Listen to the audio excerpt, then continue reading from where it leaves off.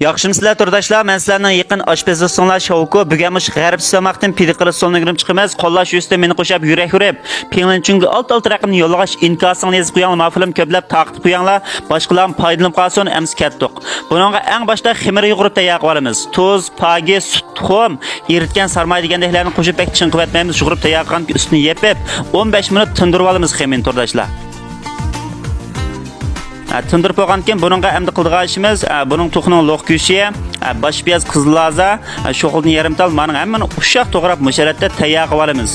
Endi buningga tuz, zira, ozroq suvmay qo'yib, tamlantirib buni, ya'ni 10 minut qo'yib qo'yamiz buni. Endi yug'urib tayyor qilgan xemirimizni tayyor bo'ldi. Xemirimizni echib olamiz ozroq uzib. Xemin musharatda uzunchaq ochimiz, mushalat olsak bo'ldi film ko'rsatilgandek. Echib bo'lgandan keyin mushu kovchaqning patnisini ostidan maylab o'tib ustiga qo'yib, tamlantirib olgan qiymimizni ustiga mushalat solamiz. Sep bo'lgandan keyin cho'risini mushalat tugib olsak bo'ladi. Buni tuxum surkotimiz, aqsimatni ozroq chechitib, sho'xilni 3 tal qo'yib, mushta kichikini kesib. Ondan keyin kovchaqga solib, buni 10 minut pishib chiqadi. Ost-ust qizitgan qilamiz, gradusini 160 qilamiz bundan keyin. Mana pishib chiqqan shovgosini ko'rsak bo'ladi. G'arbcha tomoq mush pidi degan mushta bo'ladi. Esingizda bo'lsin.